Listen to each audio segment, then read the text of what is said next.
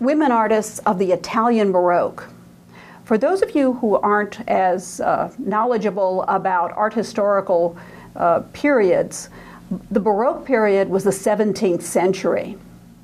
Stylistically, it was marked by a reaction against the artificiality of mannerism, and so Baroque art was art that wanted to be more lifelike. Or rather, I should say, the Baroque artists wanted their art to be more lifelike. Now, there were different ways that they interpreted that, but for one thing you'll notice is that the figures seem to be more robust, voluptuous. They gained some weight in the 17th century. You often see rich colors, asymmetrical compositions where the main figures may not be right in the center, they may be off to one side. And sometimes there's more dramatic lighting effects, as we'll see.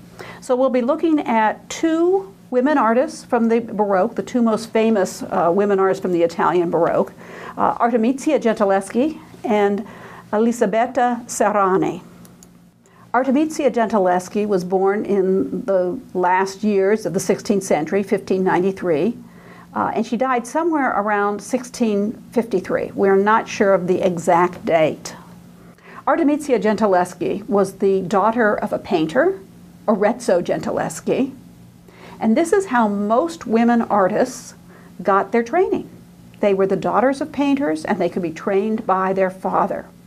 We'll see that Artemisia works in Rome, Florence, Genoa, Naples, and London. And one of the things that people have noticed is that she often uses women as her subjects, sometimes heroic women, sometimes just from the woman's point of view. Historically, she's one of the Caravaggisti, as they call them, the followers of Caravaggio. I guess she'd be a Caravaggista. These were artists who practiced the naturalism and the tenebrism of Caravaggio. Tenebrism is when you have a generally dark composition with a light coming through. So I always say it's a light shining in the dark world with very dramatic lighting. She helped Artemisia helped spread Caravaggio's style to Florence, Genoa, and Naples. Caravaggio was from Rome, as was Artemisia Gentileschi. As we said, she's a pupil of her father, Arezzo. And so there have been traditionally, and still continue to be, questions about the attribution of some of the paintings. And involved with this really is this idea about, can women be powerful artists? One bit of evidence that, yes, they evidently can, is Arezzo said that he could teach his daughter no more. She'd already learned everything that he could teach. And when she was about 15 years old, he hired another painter as an instructor for her. And we'll hear about that shortly. But first, I wanted to show you two paintings of the same subject, one by Arezzo and the other by Artemisia Gentileschi. Now, when I first took my first Baroque course, and this was back in 1968, the professor put up these two pictures, and he said that Artemisia was the daughter of Arezzo, and she was trained by Arezzo, and that she was a weaker follower of her father. Well, I'm sitting there in the front row, and I'm looking at these two pictures. On the left, you see the Arezzo, on the right, the Artemisia. And I'm thinking, what? Well, it must be the slide. I mean, should I doubt my professor? It must be the slide, because it seems to me that the Artemisia is so much more powerful than the Arezzo. About 20 years later, I was at a conference, and they were discussing the attribution of a recently acquired Gentileschi painting at St. Louis Museum of Art. And was this an Arezzo? Was it an Artemisia? And the speaker was attributing the painting to Artemisia, as we'll see later in the lecture. And she said, it has to be by Artemisia because it's so much more powerful than her father's work. And of course, I'm back in the audience, and I'm barely able not to laugh. because, of course, it was a complete reversal. And that's what happens sometimes when people actually look at the work of art rather than saying, oh, it's by a woman, therefore it is weak. It's just look at the painting. And Artemisia is one of the strongest painters, male or female, of the 17th century, when they had some pretty powerful painters. So let's continue and talk about her life a little bit. As we said, her father said that, well, he needed to hire someone else to give her some more instruction. And he hired Agostino Tasso, one of his colleagues, to teach her perspective.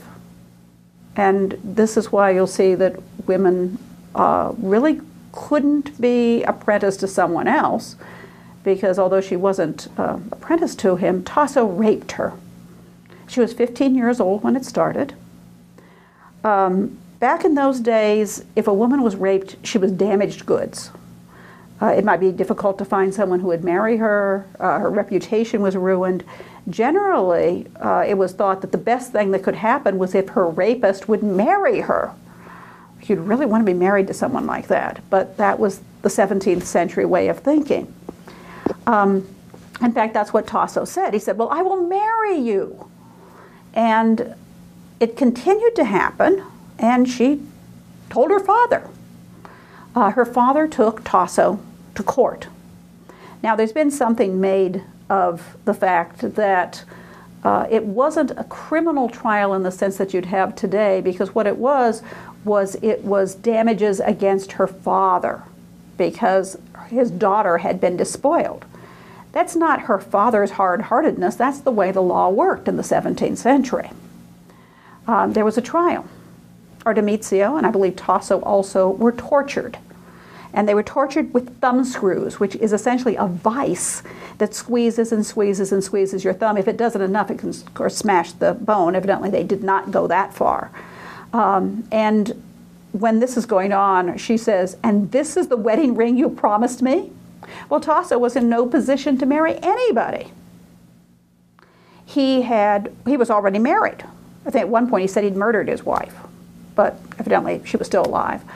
And it was a very messy and disgusting trial. One of the things that he tried was to bring in people that she'd never even met, you know, and hire people or get his low-life friends or whatever to say, oh, we've had sex with her too. Evidently that was not believed. His sister is supposed to have testified and said that her brother, Tasso, was a man of dissolute lifestyle, and he had done this before. I've read in some books that they don't know what the ending of the trial was. I just read a more recent one that said that, yes, Tasso was convicted. He spent some months in jail. I don't think it was years and years, but there was some penalty, however small. Well, Artemisia's reputation has been ruined, and so her father has to try to find her a husband, someone who will marry her for a dowry, and frankly, to get her away from Rome. So he marries her to a Florentine painter who is willing to take her with dowry, even though she is damaged goods. She actually ends up having, I think, 4 children with him. At least one survives. But this problem, she was raped. And so she acquired this reputation as a fallen woman, so people didn't want to talk about her. In 1968, there was an article published in the Art Bulletin that basically went over the trial and said, no, Artemisia is not a bad woman because she was raped. And sort of tried to re-establish her reputation and where should the blame be placed. Because of that, and then of course there have been a wonderful monograph by Mary Gerard on Artemisia Gentileschi and many, many articles about her. You know, she's become an extremely well-known woman artist, and now nobody says she's weak, and nobody says she's sinful because of what was done to her. One other problem, of course, was although she was married to this Florentine, eventually she left him. They separated. And she went on and had a very successful career. At one time she writes that she doesn't even know where her husband is, which is another reason they say, oh, you know, she must be bad. She's not living with her husband. Well, it was a marriage simply to preserve her reputation. And she goes off, as I said, has a very successful career. Her style embodies Baroque naturalism. She has robust, powerful figures. And you'll see this term tenebroso, which we've anglicized into a noun, tenebrism, which refers to the bright, well, what it means is shadowy. Tenebroso is the Italian word for shadowy, and it refers to pictures where you have dark pictures with a light shining forth, and some of her pictures are like that. The work you're looking at right now has been an attribution to Artemisia Gentileschi. Mary Gerard attributed it to her and thought that she was about 16 years old when this was created. She makes an analogy with a work that is actually signed by Artemisia, documented to be by her, which we're going to talk about in a moment. So this is one of the earliest paintings that we have by Artemisia. And she makes the relationship between the figures, the hair, the posed, even the dimpled knees, in this case the Christ child, to the Susanna, which we'll be seeing next. The figures are very solid, volumetric, the word tactile, you know, like you could reach out and touch them. This, of course, might be the influence coming clear into the 17th century from Michelangelo, but certainly other Baroque artists as well. The painting has been damaged. Now we're going to look at Susanna and the elders. Now, the interesting thing about this painting, I had you read an article by Mary Gerard in which she discusses the problem of the attribution. That there are many people seem to think that Arezzo may have painted this because certainly Artemisia would be too young. Let's see, she would have been 16 or 17. We have documented women artists at 17. Elizabeth Serrani was working professionally at that age. We have male artists who may have been working professionally when they were much younger. In sculpture, for example, Irving Lavin thinks that Bernini was actually turning out things in his father's workshop when he was 11 years old. And we do have a documented Bernini at age 13. We have many artists who are working at a very young age. Why couldn't a woman who is trained by her father do the same thing? And evidently she did. One of the things that's so interesting about this painting is both the idea that the female anatomy is more naturalistic, less idealized, that you can see possibly the idea that a woman artist could use female models or maybe even herself as a model. The other thing is the story is told in a very new way. It's told from the point of view of a woman and showing the vulnerability, the fear, the rejection. For those of you who don't know the story, I'll tell the story. It's a biblical story. It's the story of Susanna, who was a virtuous wife, and she bathes evidently in her garden. Not everybody has indoor plumbing thousands of years ago. Two of the supposedly very proper elders of the community spy on her. And they try to get her to have sex with them. And they threaten her. They say, if you won't have sex with us, we will tell everybody that we caught you with a young man committing adultery. And you will be stoned to death, because that was the penalty for female adultery. Well, rather than actually commit adultery, she would rather die. And she refuses them. And so they do exactly what they say. They lie about her. They get her condemned to death. And as they are on the way to the place where she will be stoned, the young Daniel comes out. And this is one of the stories of Daniel as a judge. And he starts asking questions. I've actually seen this published in mystery books, and it's sort of like one of the earliest mystery stories. And Daniel asks some questions. And one of the things he does is separate the elders and ask them, well, where did you see her committing adultery? You know, he says, under a tree. What kind of tree was it? And they both name different kind of trees. So obviously they're lying about the whole thing. And Daniel, as the judge, has Susanna released, and the two elders are stoned to death. So that's the story of Susanna, a virtuous woman who is beset by the threat of rape, and she has a choice to make. You know, is she going to commit adultery or will she die innocent? We all know that Artemisia suffered a similar situation. In her case, there wasn't any question about the rapist asking permission. He simply raped her. So in many cases, people will look at this and they think that perhaps she's drawing upon her own experience. And that may have made the experience of Susanna all the more poignant. Because as you can see, she shows Susanna as a woman who is rejecting the elders. Her posture is angular, it's twisted. She's not on display for their lustful gaze. She is rejecting them, and she's terrified, she's vulnerable, she doesn't see a way out. Now this is very different than the way many male artists would portray Susanna.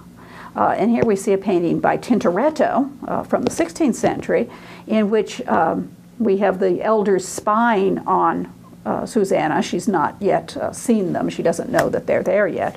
And so she's bathing, and she's in the nude, and she's in a very graceful pose, and she's an idealized, sensuous nude on display for the male gaze. And so, you know, Susanna, who is this virtuous woman, turns into some kind of erotic figure. And obviously Artemisia's is very, very different than that. Another work of art where there is an attribution question was the one I was just mentioning before. The St. Louis Museum of Art acquired this small painting of Danye. It's painted on copper. And Arezzo was very frequently would paint on copper. But Artemisia did so occasionally, and it wouldn't be any surprise if she used a copper backing because she would have been trained that way with her father. So there's been the question of whether Arezzo or Artemisia painted this painting. Once again, people argue about it. Some people say, well, we see some elements that remind us of Arezzo's style, but of course, Artemisia was trained by her father. So you would see some of this. The museum, and I guess I can't say consensus because certainly there's different points of view, but this is named as an Artemisia in many publications. So it seems more likely to be by Artemisia Gentileschi. One person said one reason is because it is more sensuous, and Arezzo doesn't always do that. And I'll show you how Arezzo portrays Danye, and you can kind of make up your mind for yourself. One of the things we'll notice is there is a classical prototype. There's a very famous statue in the Vatican, and of course other statues in the same pose, of Ariadne. And so you see that here. And this is pretty much the same, or very similar pose with one hand up over the head and the crossed legs. The other arm, of course, is in a different position.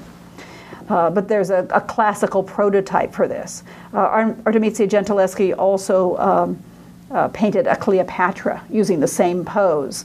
And the clenched hand then has the asp, the snake, in that hand. And I tried to find a good reproduction of that, and I wasn't successful. Here, I'd like to show you different ways of portraying Danye. We have Artemisia's Danye, and we have Arezzo's Danye. And one thing you can certainly see is Arezzo's Danye is in a very different position. Well, first I should tell you the story of Danye. There was a prophecy. This is a classical myth. There was a prophecy that Danye's father would be killed by his grandson. So in order that he would have no grandson, he put his daughter up in a high tower and kept her away from all men. But that did not stop Zeus. Zeus, or Jupiter, the king of the gods, was always on the lookout for lovely mortal maidens, and he was able to penetrate the tower. He appeared to Danae in a shower of gold, which is portrayed a number of different ways. Sometimes just golden flecks, and sometimes literally as golden coins, which we see in Artemisia's Danae. Arezzo's is showing Zeus is just sort of starting to fall in. Arezzo's Danae and the Cupid that's with her, reaching up to this. Artemisia's is a much more earthy version in which, as we'll see, we really have something sexual going on. Here's another example, and obviously there is some influence here. In Titian's Danae, and there's a number of versions of this, but in the Prado, the Museo del Prado in Madrid, the Titian there shows the lovely Danae in the nude on her bed, but shows an elderly maidservant who presumably is watching over her with her apron out to catch the shower of gold. And the idea, of course, is that she doesn't realize that it's Jupiter. She just thinks there's money falling from heaven, and that idea of avarice is included. Obviously, Artemisia was influenced by the Titian because she has a maidservant with the open apron to catch the shower of gold. And there's that contrast between Danae, who is receiving the god, and a very sensuous pose, and the maidservant who sees only money there. One of the things that's pointed out that's very different from some of the other images of Danae is this is the actual moment of sexual encounter. And there are coins between Danae's thighs. I wish I had a detail to show you of this. Danae is gripping the coins in the clenched fist, so she's literally holding on to it, and it's a much more sensual and erotic image than, say, Arezzo's.